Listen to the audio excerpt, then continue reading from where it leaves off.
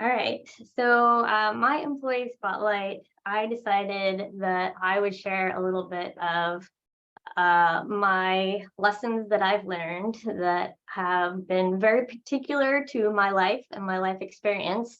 That'll help you get a little more knowledge and background about me, but also maybe have some tips that I can share with you that'll help increase the joy in your life and reduce the suffering without you having to go through crazy life trauma. So I'm trying to save you a little time and hassle here today.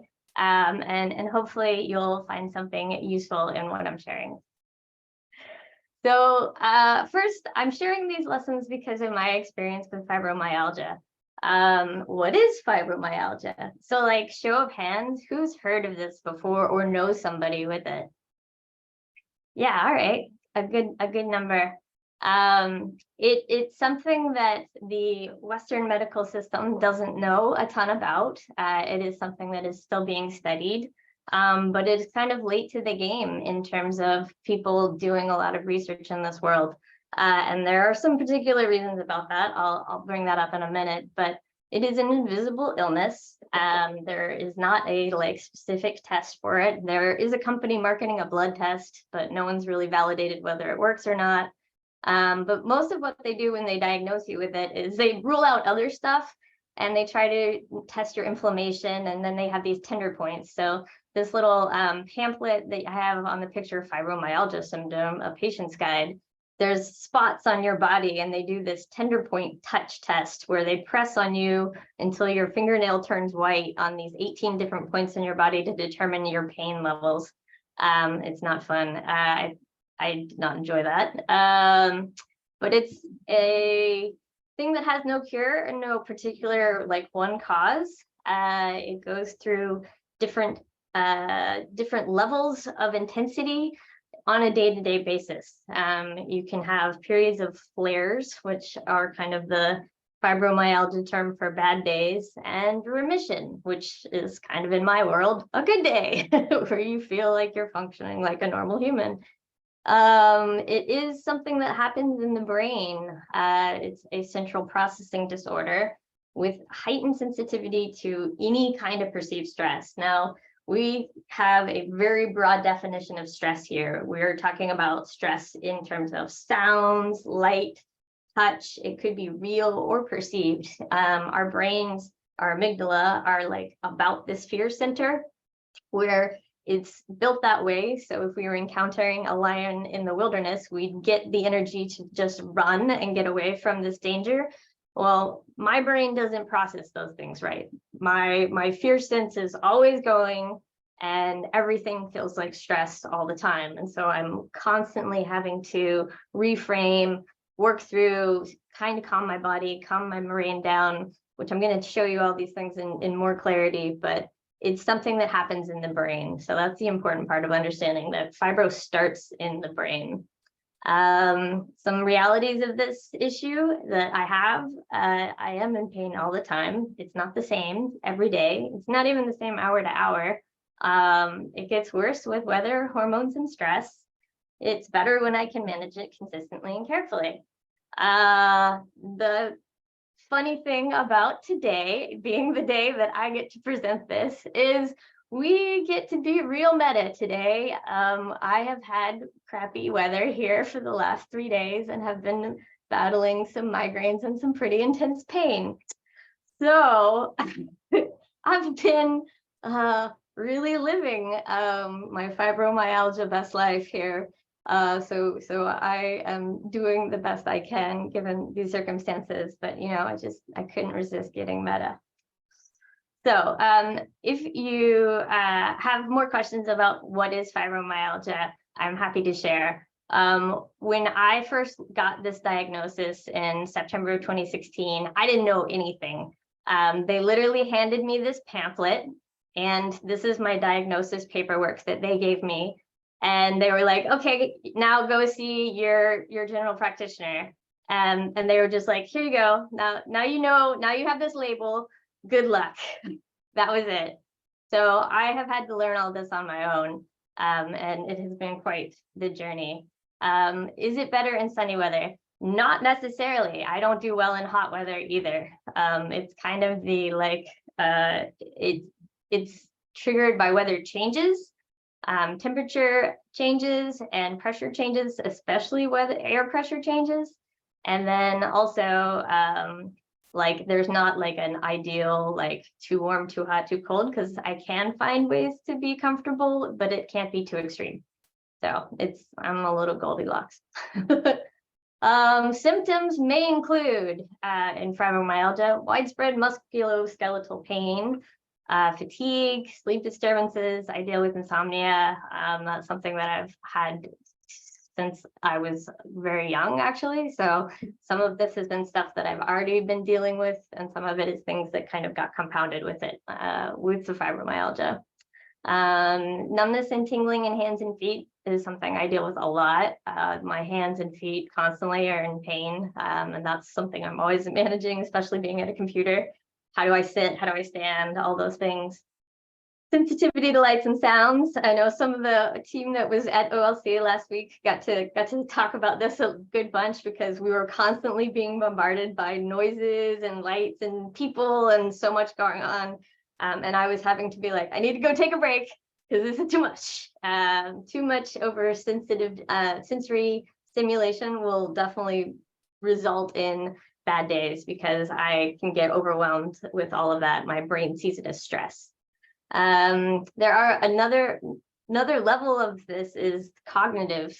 So fibromyalgia doesn't just affect your body and your pain, but it affects how you think. It affects your ability to put words together. I've had many issues with aphasia where I just had so much pain I couldn't actually like form sentences or put words together.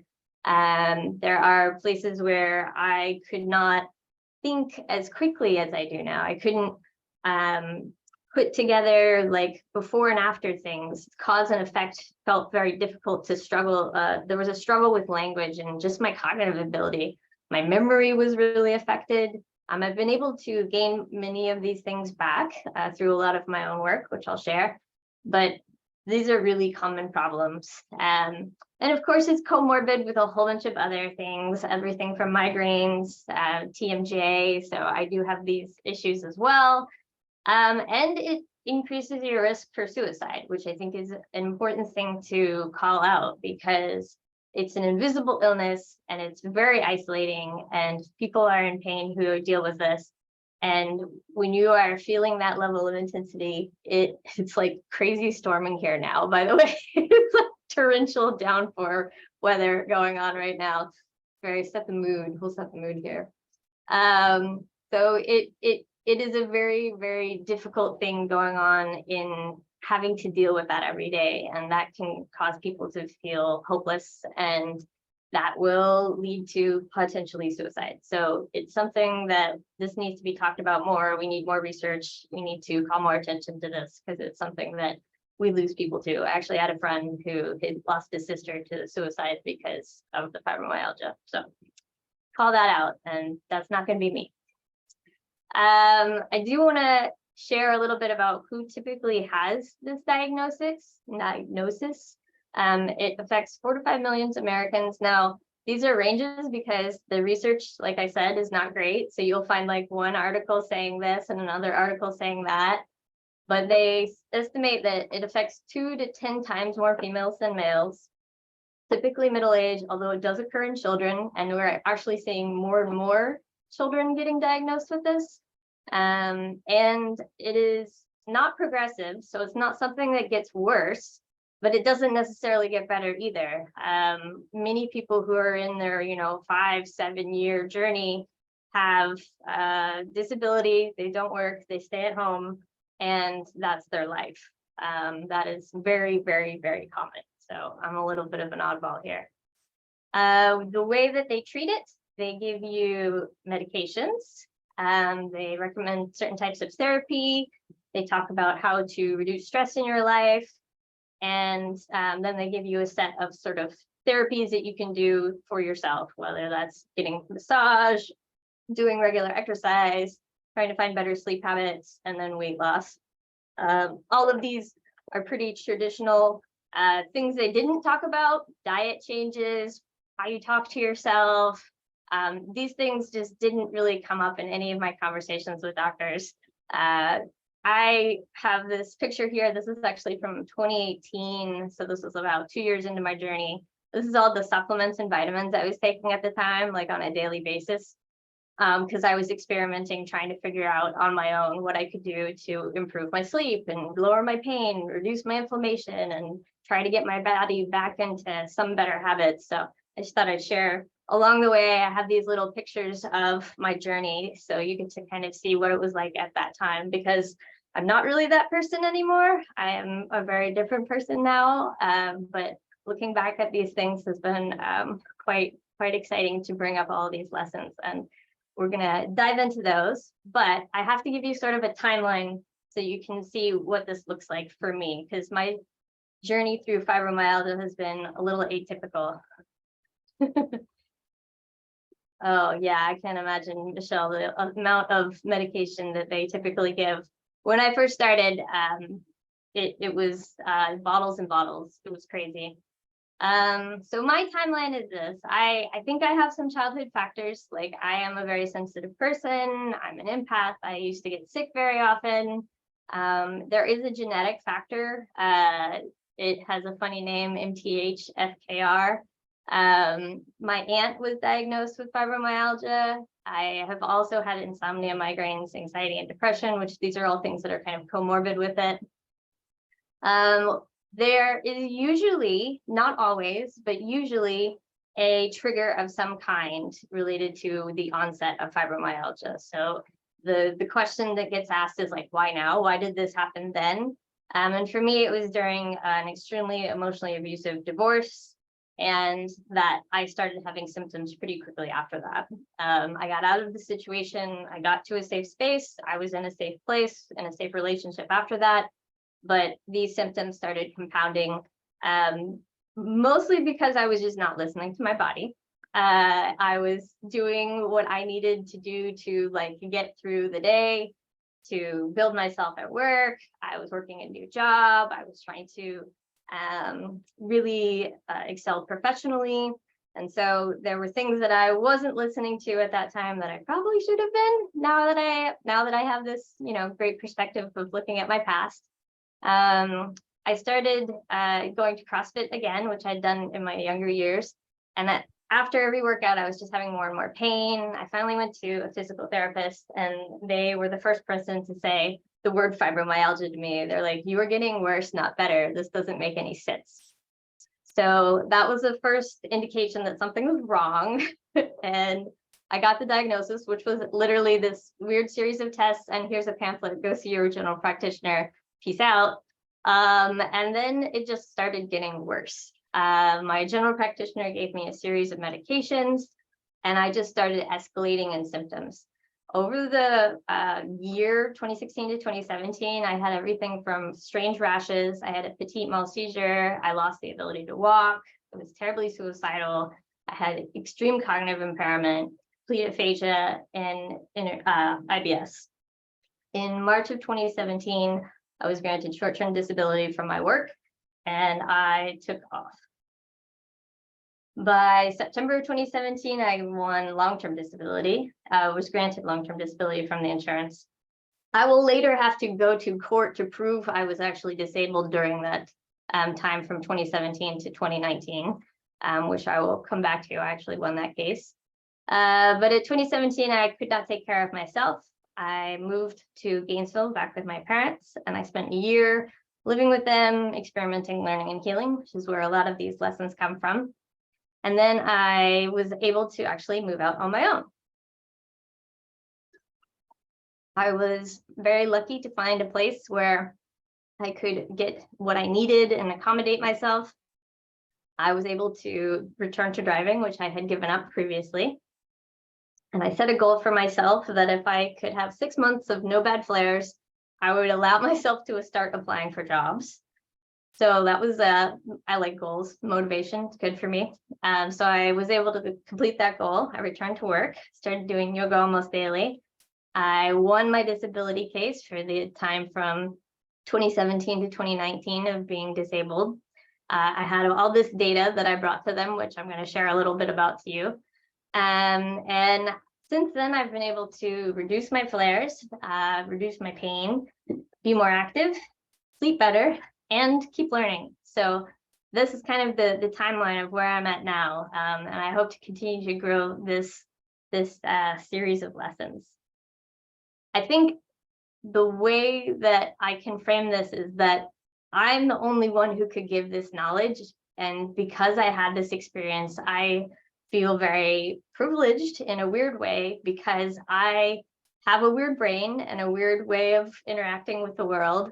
And because this combined with having to have fibromyalgia, I saw it as a challenge to solve. I saw it as something that I could figure it out, because I'm experimental. I'm all about data. I'm all about agile development and continuous improvement. And I am resilient, and I think that I can learn from failure, and I track data. So I'm always looking at what the research is telling us about health and body and wellness. And I love being out in nature, and I was already really interested in alternative medicines and looking at different ways of healing and different approaches.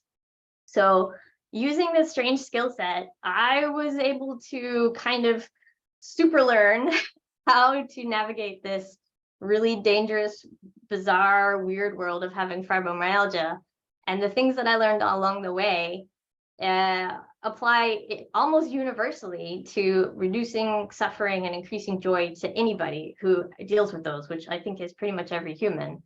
So because I'm skeptical, I'm independent, I'm creative, I hate information asymmetry, and I want to fight injustice as much as possible, especially if I can recognize it, I have been tracking all of these things along the way. I have been journaling like mad. I have been taking pictures. I have done so many tests.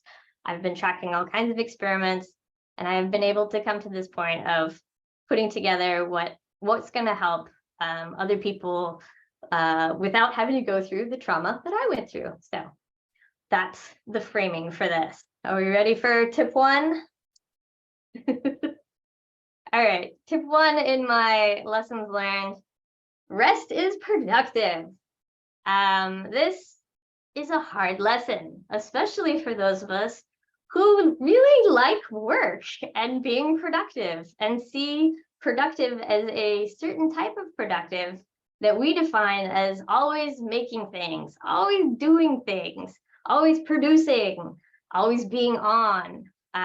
If this resonates with you, raise your hand. It is a lifestyle, it is a culture, it is something that I blame capitalism. It is a way we define ourselves based on what we can produce and what we can create. And this is a narrative that we have to fight. I don't think it's a healthy narrative. We have people who are, bragging about how many hours they work in a week, or they brag about how much they're making, or how much stress they can handle, or how much they can work through the stress. And like, none of that is healthy. We should not be endorsing these narratives. We should be like, whoa, chill out. You should go have a nap, and some cheese, maybe, just like calm down. Yeah, rest is totally resistance.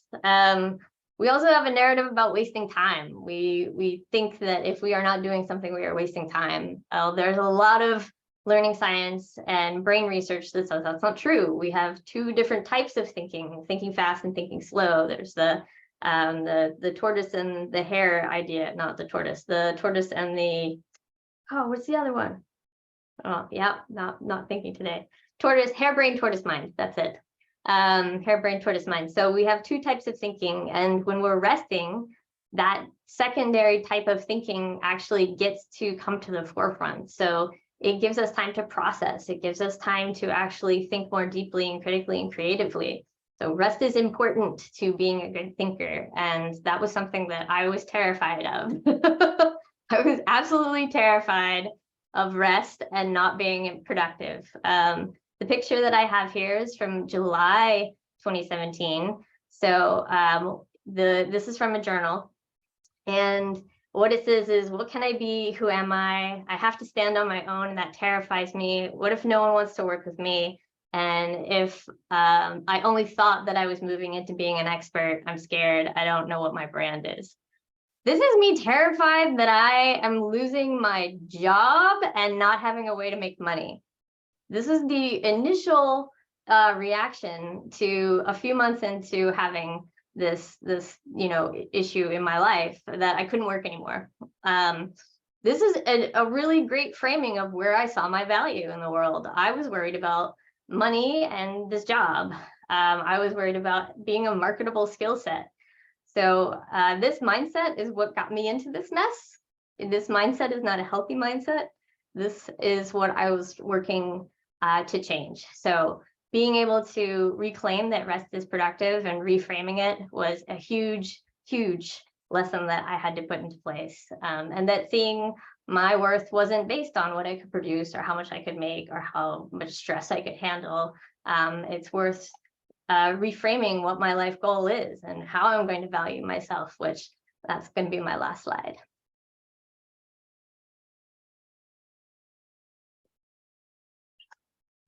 All right, tip 2, always stay curious. This one was interesting because I was being introduced a whole new series of experts, neurologists, rheumatologists, allergists, sleep specialists. I was seeing a new doctor almost weekly and getting new prescriptions and being told mix with this, take it this time. And at some point, I was also getting different types of guidance and advice from these medical professionals. I was told this will cure your symptom of this, or this will fix that. They were also telling me things about how I should be thinking about my life. So things like, you'll never walk again, you're going to have a cane, you should think about your fate, you're not going to be able to work like you did again, and you should probably find someone who can take care of you. Like, these were the narratives that I was being fed. And at some point, I either was going to accept these narratives, or I was going to be more curious and say, there's got to be something else there. Like, how can I just accept this information that I'm being fed? So I refused to do that. And that's because I refused to accept that there aren't more questions to be asked about these things. There isn't more inquiry to be done. And one experience taught me this lesson in a really kind of frustrating way. I started seeing a neurologist who I had weird interactions with, and I didn't fully trust him. And like, I had honestly like body feels where like I didn't feel comfortable with him, but I didn't listen to it because he'd come highly recommended, and he was the top neurologist in the Seattle area. And I allowed him to prescribe me a series of supplements and took them as directed and followed his regimen. And I ended up with a petit mal seizure. He had given me a supplement that had lithium in it, and lithium crosses the blood-brain barrier and can build up and cause seizures. Now, if I had trusted my gut and like asked more questions, I would have probably never taken this supplement because it just doesn't make sense to my body. I didn't need what he was giving me. And I would have probably not seen him if I had really felt that. So always asking questions, especially with experts, and just refusing to accept that they're giving you a fate, right? We do this in our daily lives when we encounter people that we don't know things about. We just make assumptions sometimes. And so this is about letting go of assumptions and about always staying curious about any interaction, any person. Their knowledge, their experience is totally different from your knowledge and your experience. Even if you're sitting in the same room with somebody, watching the same movie, they're experiencing it differently than you. And so we always have to approach everything with this curiosity and openness. And this has really redefined how I meet the world. I meet the world with openness and curiosity. I'm not walking into a room going, that person's mean, that person's judgmental, that person's this way. Like, I just see like big blank slates. I don't know what it's going to be like. And that's really changed my ability to find more joy in the world. So that's a early lesson too. So here are some questions that we should just ask ourselves more often, just in terms of being skeptical and open and curious, because a lot of what we navigate in the world is a certain way, for a certain way, whether or not we know it. And this is sort of some of the edges I start bumping up against in this journey is, what if I don't do the default behavior? What if I don't do what is expected of me? And questioning, who are these things designed for? Is this medicine that you're giving me, is this prescription written for a 160-pound, 6-foot man? Or is it for me? Because I'm not that. And maybe were the tests done on people who had fibromyalgia like me, or were they given to a different set of people? Who profits from each option? I just want more questions answered. So always being curious. And it's important to think about, these experts and what their biases might be like. Where is the information coming from that they know? So always pushing on the edges. That was an important thing for me. Because more knowledge is power. So tip number 3, pain and suffering are not the same thing. This is a very sort of Buddhist perspective. I think a lot about suffering from a sort of Buddhist way, because we humans tend to have a really bad misunderstanding that if you are in pain, you are suffering. And that's not necessarily true. In fact, I started to experience through my journey with fibromyalgia that I could be happy and in pain. I could be enjoying something and in pain, and that didn't really match any of the narratives I knew about pain in our culture. And so I really wanted to understand, how do I disentangle these things? Pain originates in the body. That's something that happens, starts in your brain. It's an electrical signal that's happening. Suffering is our stories about the pain. Suffering is what we create around the pain, the expectations about it. It's how we think about a situation. And so I have been able to separate these two. And once I separated them, I could look at them more independently and go, I have more control over this than I actually thought. I could actually reduce my suffering if I disentangle it from pain, and I can treat them as separate objects in separate ways. So I was able to go from really, really terrible suffering, because that's how it was for the first 1.5 to 2 years, to being where I am now. The journal entry that I have a picture here is from 2017, so just a year in. And I said something about, I went out dancing, I felt nothing. I was in a better mood when I got home though, dancing, good hormones in my brain. I didn't work at all today. I laid in bed all day. Well, I laid in the beanbag too. It's supposed to say I slept, but I can see my hands scribbly. I wrote something wrong. I couldn't function. Last night I was really suicidal and I cried nonstop for hours. So painful. I hurt so much. And these are my journal entries that I'm sharing because this was my reality for a long time. And I was reveling in the suffering. I'm wallowing in it. This type of journaling is not helpful. And this type of journaling was what I exclusively did for the first year. And I was allowing myself to suffer because that's all I knew. It was what I had seen modeled for me was, you're in pain, you're suffering. And so being able to break these things apart was really important. And it allowed me to start thinking about my own body, my brain, how to start separating those things, how to start separating some other parts of my storytelling, where my boundaries are. And so I start breaking apart more and more things through this process of questioning.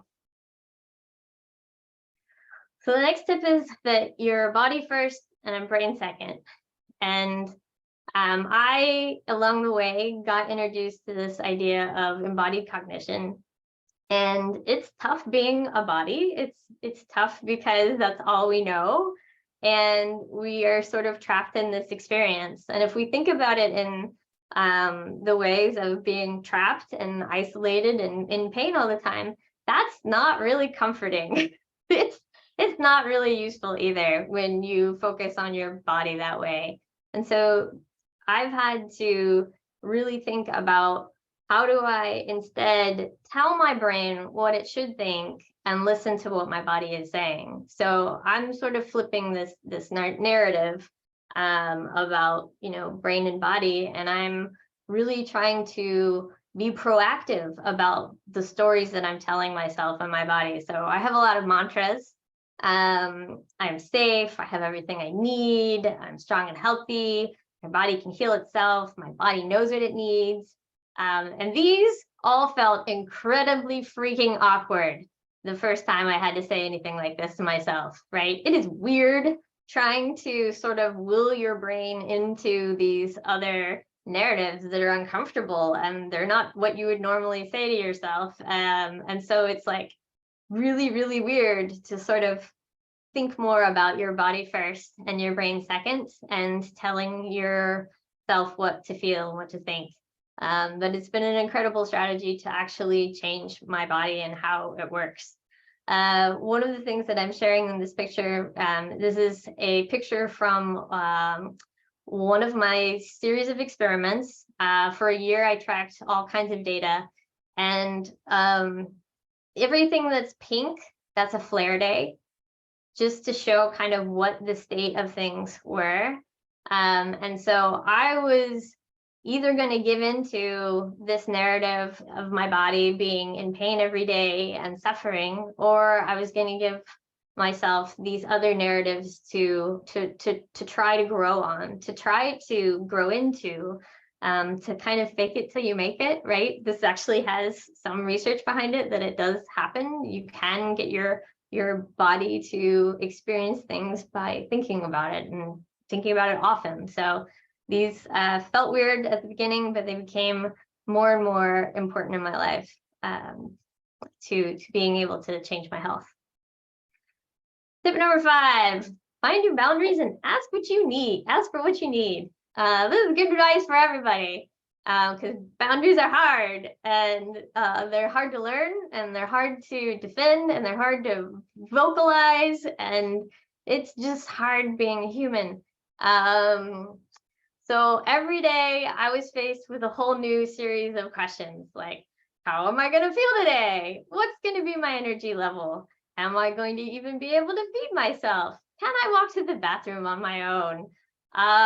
Will I be able to eat, or will food just feel absolutely disgusting and I don't want to touch it? Every day, new set of questions. And it's changed now. I have a different set of questions. Now I'm more like, do I want oatmeal or a shake? It's changed over time, but every day is different. And I've had to define my boundaries by really exploring the highs and the lows of what my capacity is and what I need at any given moment.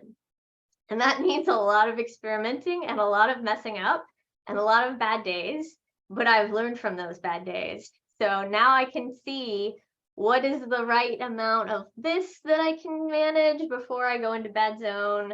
And I'm able to put that out there in the world. I actually can point to even this last week in OLC, like being like, okay, here, I've hit my limit. This is where I'm at. We're done here. I know I need this, or like I need to go to my room and have some quiet time now.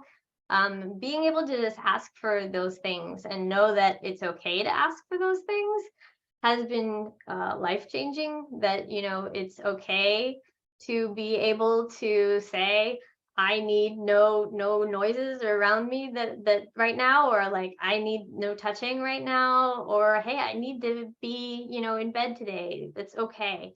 I have a little cute picture. This is how I was working for a little while when I was working in Seattle. They got me a dragon dictation system so that I could try to talk instead of write, because my hands were hurting so bad at the beginning. So, and that's Pumpkin helping me out, my little office buddy. So getting things you need as you need them. That was a good example.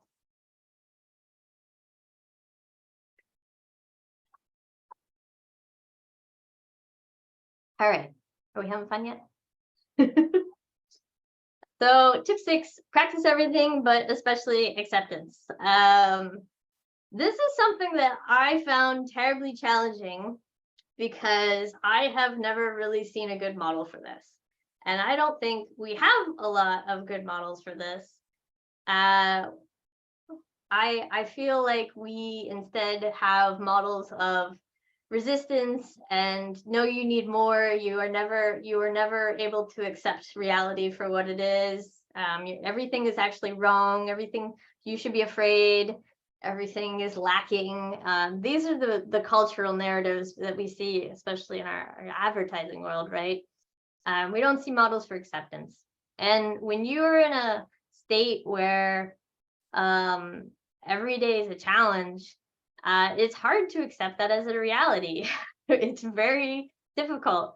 So this is kind of the process of acceptance I've started to create for myself. This is the model that I created of how I talk to myself when I need to accept what's going on. You need to start with acknowledging that things suck. It's okay. It's okay to say it sucks, because that's true. It's a reality. Things suck. But they can get better. And this is just the moment right now. And it's temporary. And there's good and bad days. And tomorrow's going to be a new day. And if I need to rest and do what my body needs, that's okay. I know that I'm capable. And when I have the energy, I'll do the thing. I'll do the thing. I'll get it done when it's time. This is how it works for me. I don't think everybody's going to have this, but you can see the key points I'm making about being compassionate with yourself and being optimistic. Your narrative might have different verbiage, but like, what does this look like for you? What does your process of acceptance look like? And when you get stuck in a place where you're accepting a moment, but it's still a sucky moment, there's a bit of asking, how can you actually make this better? How can you improve this moment? So I asked myself, what can I do in this moment that would bring me joy? Or why is it not showing up?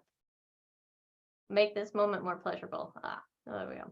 So I thought we would practice this as a group in this very moment, that as a team, if you had a moment to make this very moment more pleasurable or more joyful, what would it be? Is it a beverage? Adjust your posture?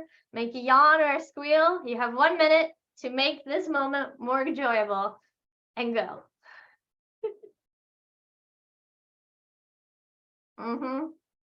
You see Brad's got his Dr. Pepper. Oh, excellent.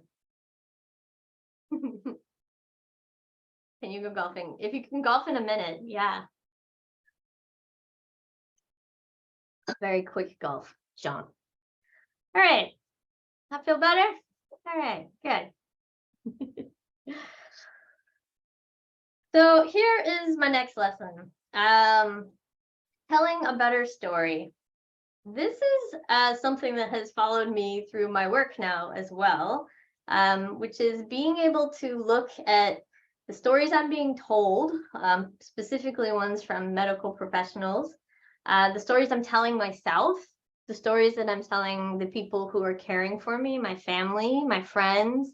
How do I talk about these things that I'm going through in a way that is useful and helpful versus ways that are unhelpful? I started really investigating this as a basis for how I could change things. So I had this hypothesis that if I thought myself into fibromyalgia in any way, could I think myself out of it?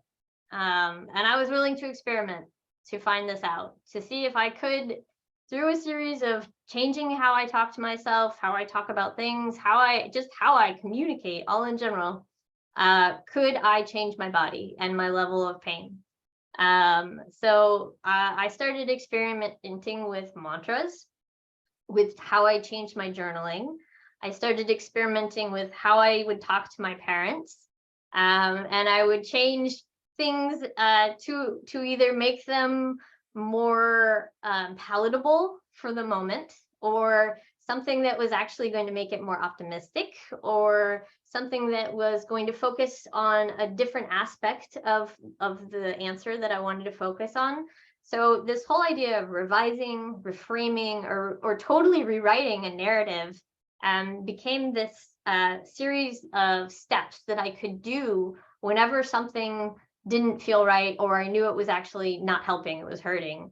So I started changing all of the ways I was talking about things. And to give you a silly example, well, first this is a journal entry from February 18, where I was just, talking about, I can create my reality, I can heal myself, just this is how I'm starting to talk differently to myself in my journals. So I don't like talking about being in pain. It's not fun. So instead I talk about potatoes. And so I replace any of the phrases that might be said about being in pain or feeling pain with potatoes. So I will say, I'm sorry, I need to go home and just potato. I'm going to be potatoing today. I'm having a potato day. I'm sorry, I'm a poopy potato today, or I'm feeling like a baked potato. And these are all ways of making a narrative that makes me laugh. And it's much easier to say that you're a potato than saying you're in tremendous pain and it's awful. So I just avoid saying those things and talk about potatoes instead. And this is a strategy that works because y'all are all giggling and I'm giggling and I don't have to talk about being in pain. It works for all of us. The next lesson I want to share is something that I can thank my young, rebellious teenage self for, is never accepting default. I just refuse to accept when I'm told that things have to be a certain way. No, I don't believe you. No, I'm sorry. I refuse to accept that. And as an adult, where I see it most is that we just kind of function in robot mode a lot, where we're following patterns that have been built for us, and we do the thing that's expected, and we interact on a very surface level, and then we go home and repeat. And that's functions, but is it really like the best way to enjoy life? I don't think so. So I'm always about looking at and questioning these things that we accept as default around us, whether that's the architecture and the way that our buildings are designed a certain way for a certain person, or when you go to the grocery store and think about how they lay out the food in a certain way so that they get you to pick a certain thing. Like, marketing and advertising have been taking advantage of us and how we function on default all for years, right? Like, we deserve to push back. It's time to not accept that. So I push back on this and I investigate the why behind these things so that I can do something that's more authentic to me. I live in a house where I have really tall shelves and I am a short person. I don't use the tall shelves. There's no point. I put stuff up there that I don't care about. All the caffeinated things, they're up at the top. I don't drink caffeine. So when somebody comes and visits, they can reach it. That's fine. I'm not going to accept that I'm supposed to do things a certain way, because that's not what I want to do. I want to do what is for me. And so I've redesigned my entire life, my entire way of living, based on what my needs are, so that I can be authentic. And this job is part of that, like a place where I can work and be authentic. That was one of the qualifications of working here. It was like, I'm not going to just accept a job because it pays well and it pays the bills and I can do the thing and the skills. No, I need a place where I can be authentic and do my thing. And so thinking about, what are you doing in your life that maybe you have just accepted that's part of it, but it doesn't have to be. There's things that we do day to day that maybe could be improved. What you're eating, what you do with your time, how you spend your time, what you're consuming. These are choices that we make, and sometimes we just do these things automatically. So this is about breaking that up. So I'm going to give you time to practice. Do the most authentic face that you've made all day, that you've ever made all day. And accompanying noises are welcome. So for me, this is my authentic face. I'm tired. It's been a day. So be authentic for just a moment. It's good. Yeah. All right, now we're gonna move on. Thank you for being authentic with me. My next tip is about making a happy feels list. And this is a strategy that I use to cope when I am fighting SADs. And this happens occasionally, and it's good to be ready, because when you're in the SADs, you can't think straight. When you're in the SADs, you can't even see hope or anything. You are just in the darkness all by yourself, and there's no one there, and it sucks. So you have to be ready for when the SADs come. When you're happy, you have to prepare for happy. And so I make lists of things that either bring me joy or things that I know I do when I'm joyful, so that I can like replicate it and hack my brain to be feeling joyful, right? So I keep a list of these things. So some of my personal favorites, blowing raspberries. We can do this.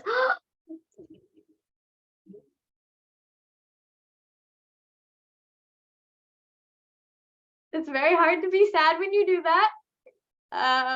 It's very hard to have a frown when you do that. It just produces joy, and so I do that. I also sing Ace of Base at ridiculous volumes. I cannot be sad when I sing Ace of Base. It just happens. I don't know why. I don't even really like them that much, but I can't be sad when I sing them. I also like to eat like a child. So dinosaur-shaped veggie nuggets, yep, make me happy. I don't know why, it just does. So I have these lists, and I use them. So this is a picture of me in October of 2017, before I was leaving Seattle. One of my besties there came over, and we sat in onesies and watched anime together. That was like the thing I needed at the time. Some good cheerful things. So cartoons and onesies, perfect, happy times. So I'm gonna prompt you all to take a moment to think about your happy things. 3 things that you know you do when you're happy. Like, do you snap to yourself? Do you dance more? Do you dress differently? What are some of your cues for things you do when you're happy that you can maybe replicate later when you're not feeling happy? And then what are some things you know that actually make you feel happy? So here's actually a list. This is from one of my journals. This is from a 2022 journal, last year, actually. Nature hikes, blow raspberries, go watch clouds and imagine things, and sing to cats. So singing to cats, I am very fond of singing to my cats. It's very stress relieving, and important to do. So what kind of things help bring you those happy, joyful feelings? And we're gonna write them down now, because now's when we're happy, because we'll forget when we're sad, and we'll be like, there is no joy or happy things. And then you'll have the list and you'll go, aha, I have proved myself wrong.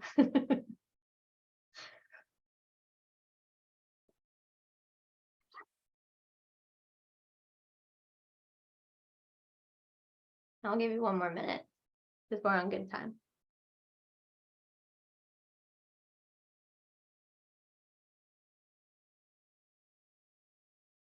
And if you want to share in the chat things that make you happy or things you do when you're happy, that would be beautiful,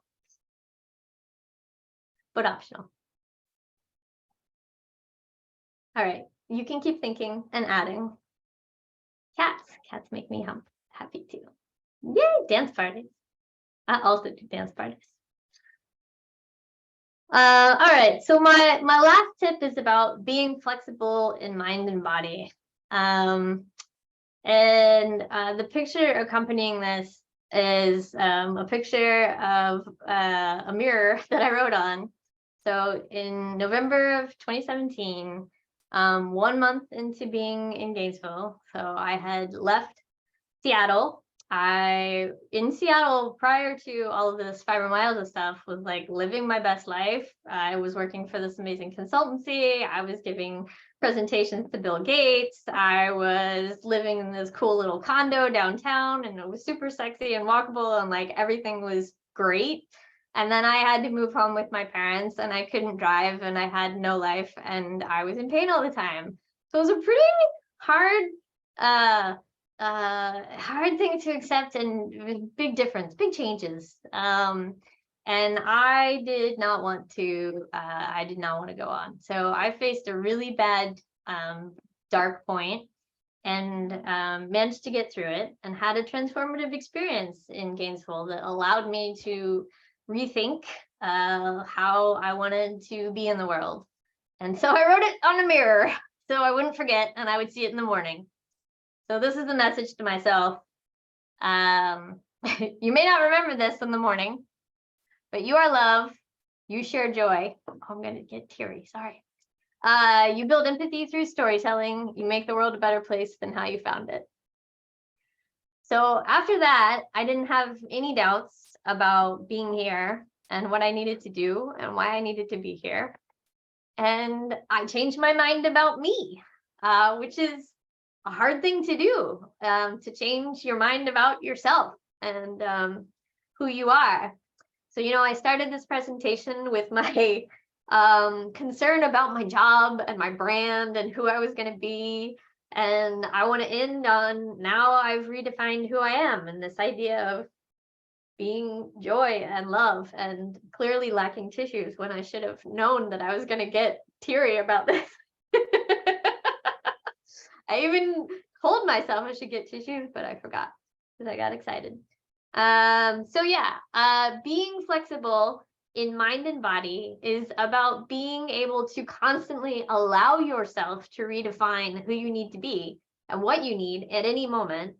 And now I am a different person. I am not the person that was at the beginning worried about whether I was going to be marketable. I now worry about totally different things, like when's my next dance party and when do I get to hang out with my awesome friends and work with these great people and do the things that I love that bring me joy. So I have a pledge that I would like you all to say with me, if you would. You can come off mic. So we're gonna pledge to be more flexible together. Will you come off mic? Okay. So repeat after me. I promise to allow myself to change my mind at any moment. I promise to allow myself to change my mind at any moment. And to grant others the exact same. And to grant others the exact same. Because I understand what came before is not a promise of what's ahead. Because I understand what came before is not a promise of what's ahead. Just like this pledge. Just like this pledge. Sweet potatoes, touch those toes.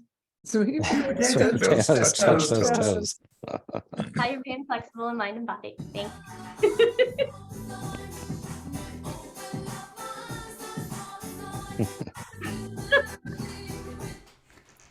So I will end this with what I have been able to summarize with all these lessons is that my reason for being, for living, for all the things that I choose is to create more joy and reduce suffering for as many people as I can.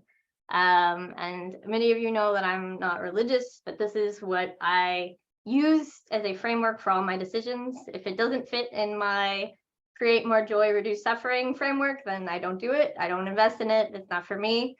So I know everyone has to find what their joy is going to be, but I hope maybe there was something here in this that was useful. And thank you for listening.